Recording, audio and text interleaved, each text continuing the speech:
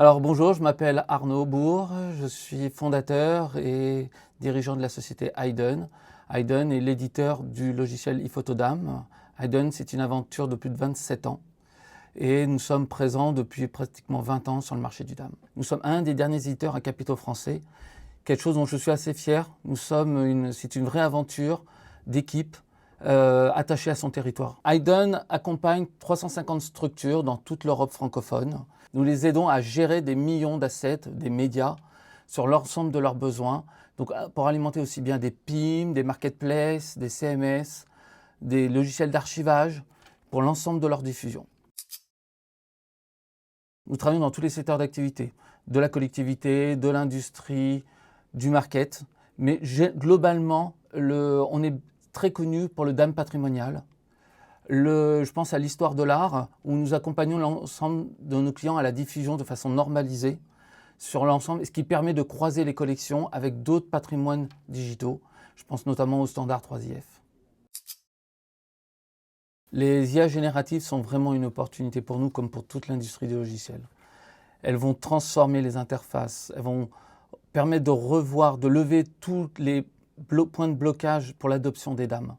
Ça va permettre d'ajouter l'interactivité sur les recherches, l'assistance à l'indexation, tous les aspects rébarbatifs ennuyeux du DAM vont pouvoir complètement sauter.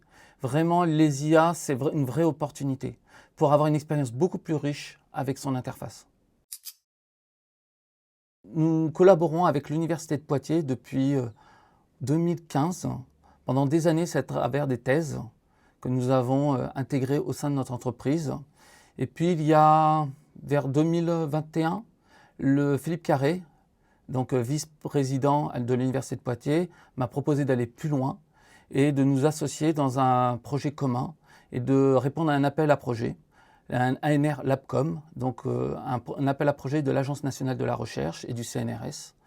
Nous l'avons remporté dès la première année, ce qui est assez rare. Et vraiment, c'était une des meilleures choses stratégiques que j'ai réalisées. Ça a permis vraiment de transformer et d'accélérer l'entreprise, notamment dans le domaine de l'IA. L'objectif, c'est de faire de la recherche dans le domaine du DAM, non plus d'utiliser des boîtes noires, des IA généralistes, mais véritablement donc comprendre, d'intégrer le fonctionnement des modèles IA et d'en faire des modèles sur mesure, vraiment dédiés au domaine du DAM, spécialisés, optimisés pour le DAM. C'est ce qui a donné la naissance du projet Damia Lab.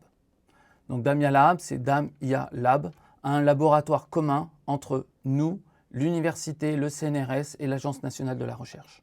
Aux côtés de Damia Lab, nous avons constitué une cellule IA directement au sein de l'entreprise qui permet d'optimiser, travailler, développer l'infrastructure, les flux et intégrer complètement les modèles qui ont été travaillés en amont par l'équipe Damia Lab.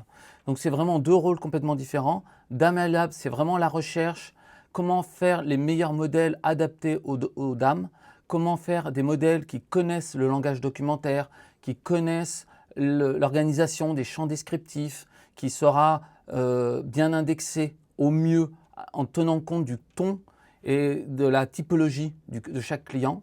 Et d'un autre côté, l'équipe cellule IA, vraiment leur objectif, c'est d'intégrer complètement ces modèles et d'optimiser les temps de réponse. Alors cette année, nous allons sortir 6 modèles IA. Certains ont pour objectif de remplacer les API tierces que nous utilisions jusqu'à aujourd'hui. Et d'autres vont vraiment apporter des nouveautés fonctionnelles dont nous serons très fiers de présenter à OnDam à la fin de l'année. Alors voilà, en exclusivité pour aujourd'hui, il y a une IA qui va être présentée à DAM News, qui va être la recherche par visuel, par contenu visuel. Cette IA est vraiment, j'en suis assez fier, parce qu'il y a vraiment comme si elle comprenait ce qu'on recherchait, et on sera même capable de détourer une forme, de sélectionner une forme, et de lui dire cet objet-là, recherche-le-moi. Et vraiment, il y a une vraie compréhension, donc ce même objet, sous un autre angle, sous une autre forme, où vraiment elle est capable de rechercher des images visuelles, par exemple, par le ton visuel, par la colorimétrie. Donc une autre photo dans un autre contexte, mais qui représente à peu près la même chose, avec des éléments, un personnage principal, et elle va vous rechercher vraiment des photos similaires, mais vraiment avec une palette très forte de qu'est-ce qu'est la similarité. La souveraineté est un enjeu crucial. Les données de nos clients sont leur patrimoine. Les data c'est vraiment l'économie d'aujourd'hui.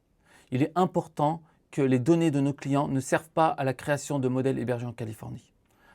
La souveraineté se joue à deux niveaux, les infrastructures et les modèles.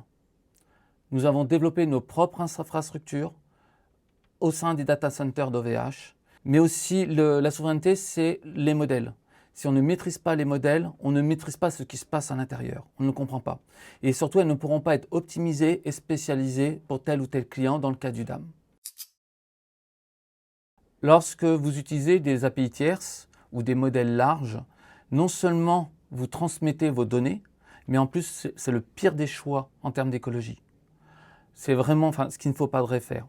Au contraire, quand vous travaillez sur vos propres modèles qui sont compacts et optimisés sur des tâches spécialisées, vous réduisez drastiquement la consommation, l'empreinte carbone. Le RSE, ce n'est pas uniquement de l'écologie, c'est véritablement aussi participer à la vie locale, à votre territoire. Donc Hayden, comme je l'ai expliqué, c'est 27 ans d'histoire. Nous sommes très présents, très connus au niveau de ce territoire. Nous avons une équipe sportive, par exemple pour de la course à pied, nous sponsorisons nombre d'activités. Pour ma part, personnellement, je suis impliqué dans la vie académique et depuis 2 ans, je suis membre du conseil d'administration de l'Université de Poitiers. Alors, l'ensemble des nouveautés, Infotodam 5.1, le nouveau front office, la S50 d'add-on et surtout les 6 IA seront présentés à ONDAM 2025 en avant-première.